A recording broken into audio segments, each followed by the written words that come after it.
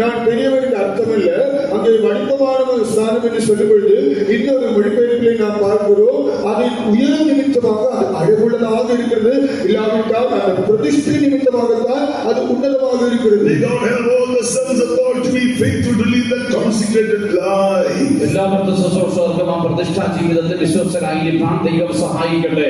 அதனால் எல்லா ஊழியர்களுக்கும் இந்த பிரதிஷ்டை வாழ்க்கையிலே உண்மையுள்ளவர்களாக இருக்கும்படியாக தேவன் தாமே உதவி செய்வாராக. She was dwelling between Ramah and Bethel. Bethel means house of God. രാമയ്ക്കും ബഥേലും മധ്യയാണ് പാർത്തത്. ബഥേൽ എന്ന് പറഞ്ഞാൽ ദൈവത്തിന്റെ ആലയം. அவர் ராமாவுக்கும் பெத்தேலுக்கும் நடுவிலே குடியிருந்தால் பெத்தேல் என்றால் தேவனுடைய வீடு. Living the intimacy with God through prayer. പ്രാർത്ഥനയിൽ കൂടെ ദൈവവുമായിട്ടുള്ള ഉറ്റ ബന്ധത്തിൽ ജീവിക്കുക. ജപത്തിനാലേ தேவனிடத்திலே மிகவும் நெருக்கமான ஐக்கியத்திலே வாழ்வது. It says Bethel in Mount Ephraim according to verse 5. അഞ്ചാം വാക്യത്തിൽ എഫ്രൈമിലുള്ള ബഥേൽ എന്ന് പറയുന്നു. ஐந்தாம் வசனத்திலே எப்ராயிம் மலைத்தேசமான Bethel. A fruitful life, Ephraim, fruitful. Ephraim എന്നുള്ളത് ഫലം നൽകുന്ന ഫലഭൂയിഷ്ഠമായ ഒരു ജീവിതം. എബ്രാഹിം എന്നാൽ കനി കൊടുക്കും வாழ்க்கை. If you abide in me, in my word, if you abide in my love, my word abides in you, you shall bring forth much fruit. You can grow in the character of Christ. നിങ്ങൾ എന്റെ സ്നേഹത്തിൽ വസിച്ചാൽ എന്റെ വചനം നിങ്ങൾ വസിക്കും. നിങ്ങൾ അധികം ഫലം കൊടുക്കുന്നവരായിരിക്കും. നിങ്ങൾ ആ ദൈവിക സ്വഭാവത്തിന് അധികം വളരുന്നവരായി തീരും. நீங்கள் என்னிலும் என் வார்த்தைகள் உங்களிலும் நிலைத்திருந்தால் நீங்கள் மிகுந்த கனிகளை கொடுப்பீர்கள். அதுவா இல்லாவிட்டால் நீங்கள் மிகுந்த இயேசுவின் சுபாவத்தை வெளிப்படுத்துகிறார்கள். That is John 15 verse 5. അതാണ് യോഹന്നാൻ 15:5 വായിക്കുന്നത്. യോഹന്നാൻ 15:5 വചനം. Then what about the fruit of the souls? John 15 verse 16. I have chosen you and ordained you that you should go and bring forth much fruit and get many souls for the kingdom of God. എന്താണ് ഫലങ്ങളെ കുറിച്ച് പറയുന്നത്? യോഹന്നാൻ 15:16 വായിക്കുന്നത്, ഞാൻ നിങ്ങളെ തെരഞ്ഞെടുത്ത് നിങ്ങൾ പോയി ഫലം കായ്ക്കേണ്ടതിനും നിങ്ങളുടെ ഫലം നിലനിൽക്കേണ്ടതിനുമാണ്. അതായത് പോയി അനേക ആത്മാക്കളെ നേടുവാനിടയാകും. நீங்கள் என்னை தெரிந்தவர்களை நான் உங்களை தெரிந்து கொண்டு நீங்கள் போய் கனி கொடுப்பீர்கள். நீங்கள் இப்படியாக அநேக ஆத்மாக்களை ஆதாயப்படுத்திக் கொள்வீர்கள். So she told Barak according to Judges chapter 4 verse 6. ന്യായാധിപന്മാർ 4:8 വാക്യത്തിൽ ബാരാക്കിനോട് 6 വാക്യത്തിൽ ബാരാക്കിനോട് പറയുകയാണ്, அப்பொழுது நியாயாதிபதிகள் 4ஆம் அதிகாரம் 6ஆம் வசனத்தில் அவள் பாராக்கை தன்னிடத்தில் வந்து சேரும்படி அகழிக்கிறாள். Barak means lightning. ബാരാക്ക് എന്ന് പറഞ്ഞാൽ ഇടിമിന്നൽ എന്നാണ് അർത്ഥം. ബാരാക്ക് എന്നാൽ മിന്നൽ എന്ന അർത്ഥം. We must be swift to hear his word. അവന്റെ വചനം കേൾക്കുവാൻ നാം വേഗതയുള്ളവരായിരിക്കണം. അവരുടെ വാർത്ത കേൾക്കുന്നതിൽ നാം മിகவும் தீவிரமுள்ளவர்களாக இருக்க வேண்டும்.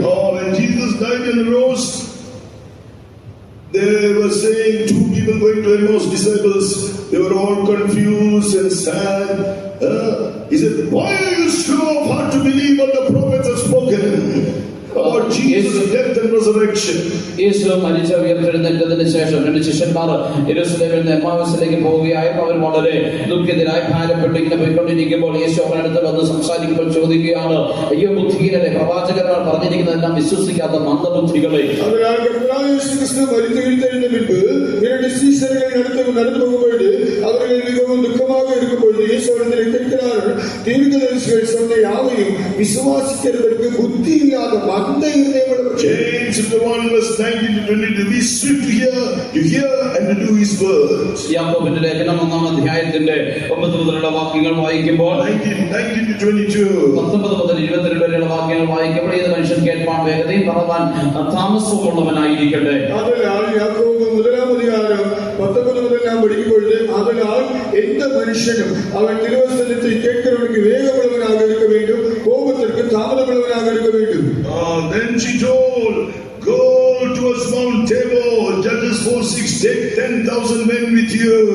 അതിനുശേഷം ദെബോറ പറയുകയാണ്, 4-ാം ന്യായാധിപന്മാർ 4-ാം അധ്യായം 6-ാം വാക്യത്തിൽ ഇസ്രായേൽ 10,000 പേരെ കൂട്ടിക്കൊണ്ടു പോകുക. 4-ാം അധ്യായം 6-ാം വചനത്തിൽ ദെബോറ തുടർന്ന് சொல்கிறார், நீ 10,000 பேரை கூட்டிக்கொண்டு தாபோர் மலைக்கு போக கடவாய். So what did Barak say? അപ്പോൾ എന്താണ് ബാരാക്ക് പറഞ്ഞത്? ബാരാക്കിന്റെ പ്രതിയുത്തരமாக சொல்கிறார், he said, if you will go with me, I will go. verse 8. എട്ടാം വാക്യത്തിൽ നീ എന്നോട് കൂടെ വരുന്നെങ്കിൽ ഞാൻ പോകാം. അപ്പോൾ 8ാം വசனத்திலே பாராக்கு சொல்கிறான், நீ என்னோட கூட வந்தால் போவி. Therefore is the time of the service of God. We need to the fellowship of the sons of God. Like Moses said, Lord, if your presence doesn't go with me, don't take me up hands. Don't take us up hands. കർത്തൃ ശുശ്രൂഷകർക്ക് ദൃഷ്ടാന്തവുമാണ്. നമുക്ക് കർത്തൃ ശുശ്രൂഷകരുമായിട്ട് കൂട്ടായ്മയും ബന്ധവും വേണം. മോശ പറഞ്ഞതുപോലെ കർത്താവേ, നീ ഞങ്ങളുടെ പുറപ്പെടുന്നില്ല, നിന്റെ സാന്നിധ്യം ഞങ്ങളുടെ വരുന്നില്ല എങ്കിൽ ഞങ്ങളെ പുറപ്പെടുവിക്കരുതേ. அதனால் தெபோராள் என்றால் புதிய ஏற்பாட்டு ஊழியருக்கு நிழலின் திருஷ்டாந்தமாக இருக்கிறார்.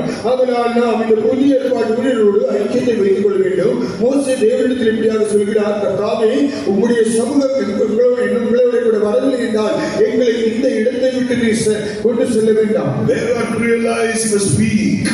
താൻ ഒരു ബലഹീനനെന്ന് ബാരാക്ക് തിരിച്ചറിഞ്ഞു. താൻ ബലഹീനൻ എന്നதை Barak I need the presence of God. എനിക്ക് ദൈവ സാന്നിധ്യം ആവശ്യമാണ്. தேவ சமூகம் தேவை. Hebrews 11:34. You read about the heroes of faith in chapter 11. ലേഖനം 11:34 വായിക്കുമ്പോൾ വിശ്വാസ വീരന്മാരെ കുറിച്ച് നമുക്ക് കാണുന്നു. എബ്രായർ 11-ാം അധ്യായം 34-ാം വചനത്തിലെ നാം വിശ്വാസ വീരരുടെ They were not strong, they were weak. Our ബലവാന്മാരായിരുന്നില്ല, ബലഹീനരായിരുന്നു. അവர்கள் ബലശാലികളല്ല, But because they put their trust in God, they were made strong. എന്നാൽ ദൈവത്തിൽ അവർ ആശ്രയിച്ചത് കൊണ്ട് അവർ ശക്തിമാന്മാരായി. ஆனால் தேவனில் நம்பிக்கை வைத்தவர்கள் பலசாலிகள். Join yourself to his apostle. അപ്പോസ്തലന്മാരുമായി ഒന്നു ചേരുന്നു. அப்போஸ்தலரோடு ஒன்றாய் சேர வேண்டும். Then we see in Deborah said, take the children of Naphtali with you.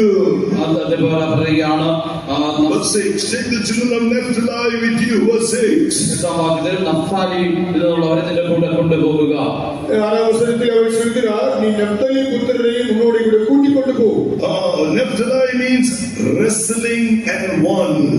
Naphtali എന്ന് പറഞ്ഞാൽ പൊരുതി ജയിച്ചു എന്നാണ് അർത്ഥം. நப்தலி என்றால் மல்லயுத்தம் செய்து ஜெயம் பெறுவது. In order to us to get the crown, we must also wrestle with the truth, and then we will get the victory. 2 Timothy chapter 2 verse 4 and 5. 2 തിമോഥെയോസ് 2-ാം അധ്യായത്തിന്റെ 4-5 വാക്യങ്ങൾ കാണുന്നത് പോലെ നാം ആ കിരീടം പ്രാപിക്കേണ്ടതിന് നാം നല്ല പൊരുതുന്നവരായി കാണപ്പെടണം. அதனால் நாம் இந்த சத்தியத்தினாலே போர் செய்ய வேண்டும். 2 திமோத்தேயு 4-ாம் அதிகாரத்திலே நாம் காண்கிறது போல அந்த கிரீடத்தை பெற்றுக் கொள்ளும்படியாக நாம் நல்ல போராட்டத்தை போராட வேண்டும். Strive with the law, with the doctrine, with the truth. Study all the doctrines thoroughly.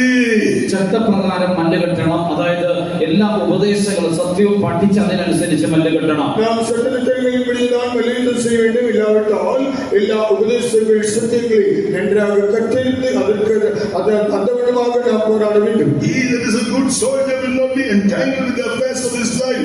Don't let your hearts be overcharged with the cares of his life. 2 Timothy 2:4.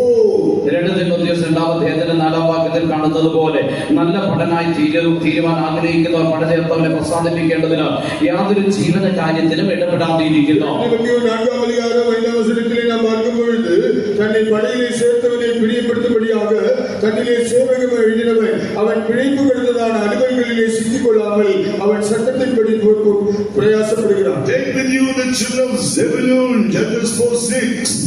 ന്യായാധിപന്മാർ 4-6 കാണുന്നത് പോലെ സെബുലൂൻ മക്കളെയും നിങ്ങൾ നിന്റെ കൂടെ കൊണ്ടുപോകണം. ന്യായാധിപന്മാർ 6-ാം വചനത്തിലെ സെബുലൂൻ പുത്രരെയും കൂട്ടിക്കൊള്ളുക. Zebulun means habitation or dwelling.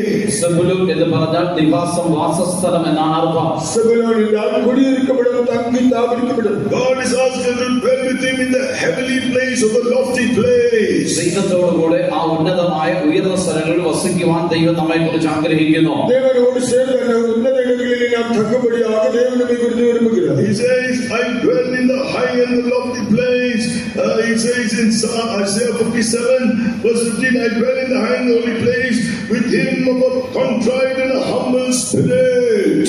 യശയ്യാപ്രവചനം 57-ാം അധ്യായത്തിന്റെ 15-ാം വാക്യത്തിൽ വായിക്കുമ്പോൾ ഞാൻ ഉന്നതനും പരിശുദ്ധനുമായി ഉയർന്നിരിക്കുന്നവനുമായിരിക്കുന്നു, താഴ്മയുള്ളവരുടെ കൂടെയും മനസ്താപമുള്ളവരുടെ കൂടെയും ഞാൻ വസിക്കുന്നു.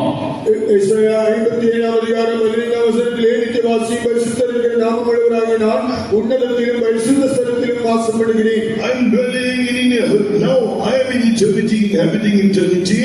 ഞാൻ ഇപ്പോൾ സ്വർഗ്ഗത്തിൽ നിത്യതയിൽ വസിക്കുന്നു. I am dwelling in Zion. ഞാൻ സിയോനിൽ വസിക്കുന്നു. ഞാൻ ഇപ്പോൾ നിത്യത്തിലെ സിയോനിലെ വാസപ്പെടുகிறேൻ. At the same time I am dwelling in the high and lofty place place with him of a contrite and humble spirit. അതേസമയം തന്നെ മനസ്താപവും മനോവിനയമുള്ളവരുടെ ഹൃദയത്തിൽ അവർക്ക് ചൈതന്യം വരുത്തുവാൻ ഞാൻ വസിക്കുന്നു. അതേ വേളയിൽ പണിതവர்களின் ஆவியை உயிர்ப்பிக்கிறதற்கு, நொறுங்கினவர்களின் இருதயத்தை உயிர்ப்பிக்கிறதற்கு, நொறுங்கொண்டு பணிந்த ஆவியுள்ளவரிடத்திலே வாசம். Verse 15, I will revive the spirit of the humble.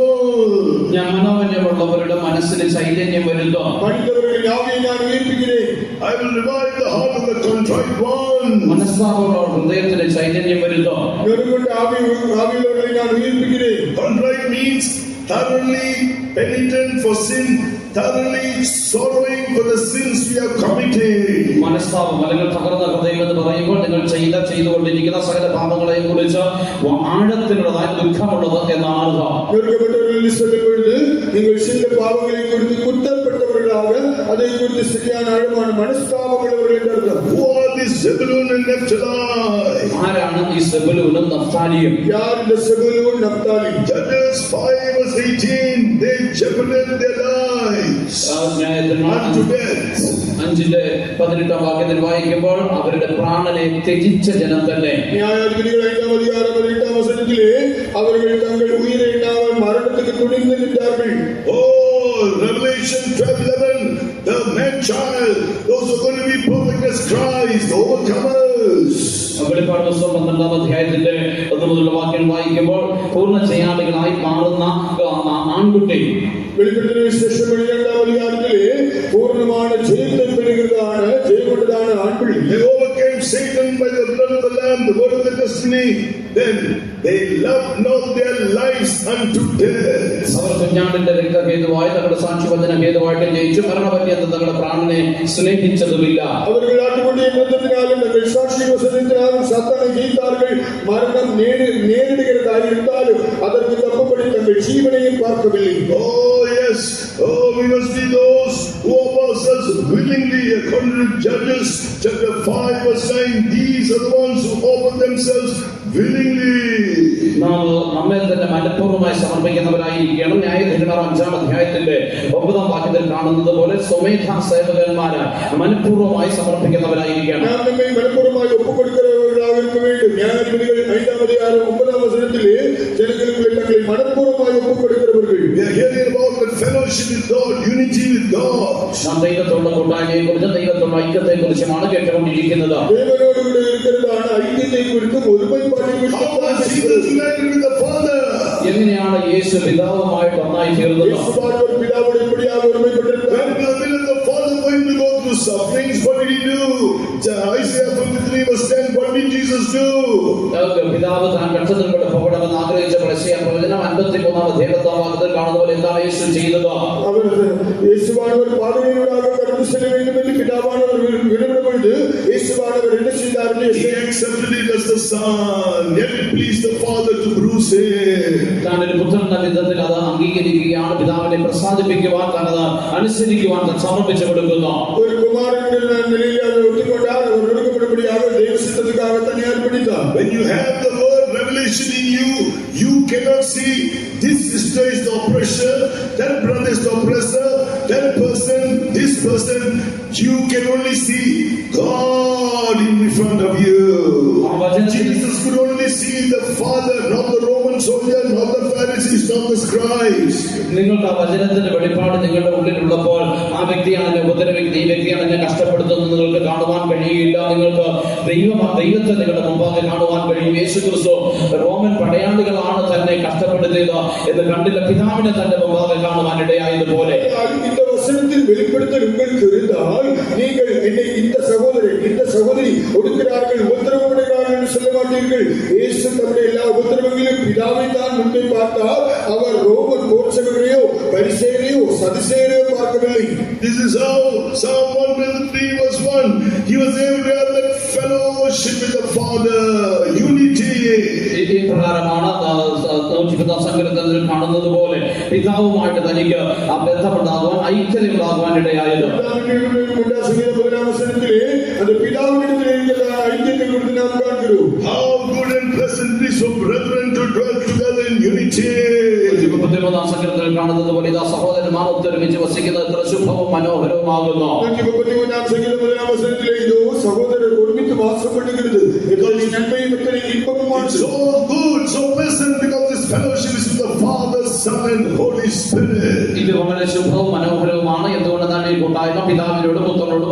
പരിശുദ്ധാത്മാവിനോടുമാകുന്നു. பிதாவோடும் குமாரனோடும் பரிசுத்தாவியானோடும் இருக்கிறதான இந்த ஐக்கிய நிமித்தமாக இது எத்தனை நன்மையும் எத்தனை இன்பமாக இருக்கிறது.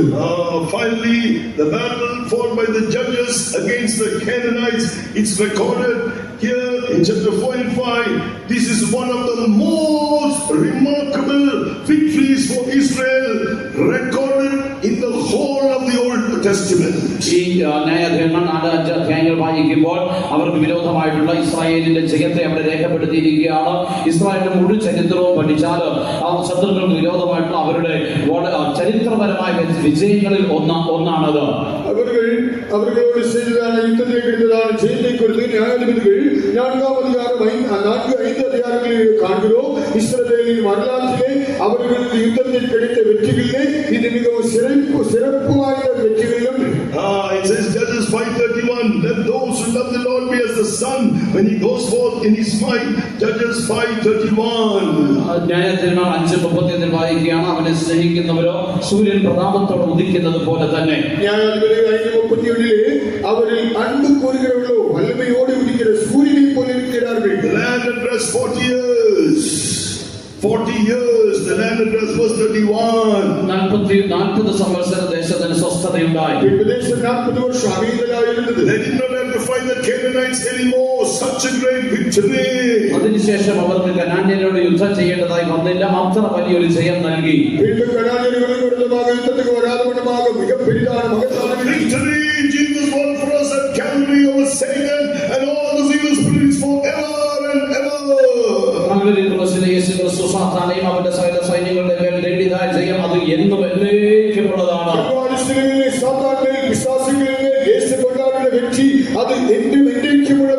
How did they get the victory?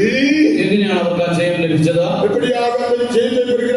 The jail, she took the nail and a hammer and struck it into the skull of Sisera. കുറ്റിയെടുത്ത് ചുറ്റികെ പിടിച്ചുകൊണ്ട് According to Judges 4:21. ന്യായാധിപന്മാർ 4:21 പ്രകാരം യായർ ഒരു കൂടാരത്തിന്റെ കുറ്റിയെടുത്തുകൊണ്ട് ചുറ്റികെ പിടിച്ച് അവന്റെ നെറ്റിയിൽ അത് ചെന്നിയിൽ ചെന്ന് തറയ്ക്കുവാനിടയായി. ഒരു കൂടാരാണി എടുത്ത് തൻ കയ്യിൽ സുത്തിയെ പിടിച്ചുകൊണ്ട് അത് അവനുடைய മണ്ടയിൽ നെറ്റിയിൽ அந்த ஆணி அடித்து அவனுடைய மண்டையோட்டை உடைத்து போட்டான். The nail is Jesus. The nail is the sure place. Isaiah 22:23. യെശയ്യാവ് 22-23 വായിക്കുമ്പോൾ ആ ആണികൾ എന്നുള്ളത് യേശുക്രിസ്തുവിന്റെ ആണി, യേശുക്രിസ്തു ധരിച്ച അല്ലെങ്കിൽ ഏറ്റ ആണികളെ കാണിക്കുന്നു. 22-23 பார்க்கும்போது அந்த ஆணி என்று சொல்லும்போது அது கர்த்தராகிய இயேசு கிறிஸ்துவை சொல்லி காண்பிக்கிறது. Isaiah 22:23, he is as a nail and first name as a nail in a sure place. Jesus. യെശയ്യാവ് 22-23 ഉറപ്പുള്ള സ്ഥലത്ത് ആണി പോലെ ഞാൻ അവനെ തറയ്ക്കും, അത് യേശുക്രിസ്തുവിനെ കാണിക്കുന്നു. ഉറുതിயான இடத்திலே கடாவப்பட்ட ஆணி அது கர்த்தராகிய இயேசு கிறிஸ்துவே. What is that hammer? എന്താണ് ആ ചുറ്റിക? அந்த சுத்தியல். The word of God says, Jeremiah 23:29, is not my word like a hammer that breaks the rock in pieces? യിരെമ്യാവ് 23-29 പറയാൻ എന്റെ വചനം പാറയെ തകർക്കുന്ന ചുറ്റിക പോലെ അല്ലയോ?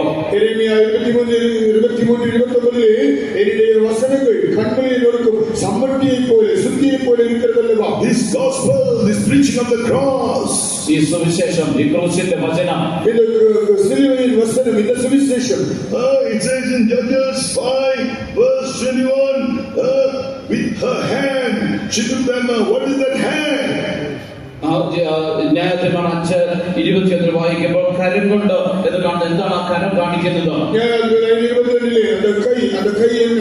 Exodus 15:6, thy right hand, O Lord, will become glorious in power, speaks of the power of God.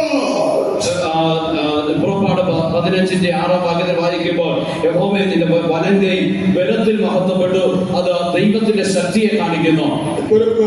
യാത്രാഗമം 15-ാം അധികാരം 6-ാം വചനത്തിലെ കർത്താവേ നമ്മുടെ വലതുകരം ബലത്തിനാലെ മഹത്വം ചെലുത്തുന്നത് அந்த கரம் தேவனுடைய வல்லமை. Amen. Now we are not going to fill in the spirit too long. The chorus, sing it thrice.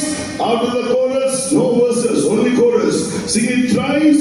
After that, you claim this word of God and claim the power of God. God is going to give you a great deliverance and victory this morning shall we stand? നമുക്കെല്ലാം ഒന്ന് എഴുന്നേറ്റ് നിൽക്കാം. അധികം നേരം നാം ആരും ആത്മാവിൽ നിറയാൻ പോകുന്നില്ല. കോറസ് 3 പ്രാവശ്യം പാടും. അതിനുശേഷം നിങ്ങൾ ദൈവവചനത്തിന് ഇടപെടുത്തുകൊണ്ട് പരിശുദ്ധാത്മാവിന്റെ അഭിഷേകത്തിന് അത് നിങ്ങൾ അവകാശപ്പെട്ടപ്പോൾ ആ ഒരു അത്യന്ത സംഖ്യ നാം നിറയുവാൻ ഇടയായി തീരും. அதிக நேரம் எடுப்பதில்லை. இப்போது கல்லூரியை மட்டும் பாடுவோம், அது ஊதிவரை பாடுவோம். அப்பொழுது நீங்கள் எல்லாரும் தேவ வசனங்களை தியானித்துக் கொண்டு ஆவிலே நிரம்பி அந்த வசனத்தை வல்லமையை எடுத்துக்கொள்ள வேண்டும். Meditate this word, confess with your mouth, a mighty anointing is going to come on you. ഈ വചനത്തെ ധ്യാനിക്കുക, നിങ്ങളുടെ വായ കൊണ്ട് നാമം ഏറ്റുപറയുക, ഒരു ശക്തിയേറിയ അഭിഷേകം നിങ്ങളുടെ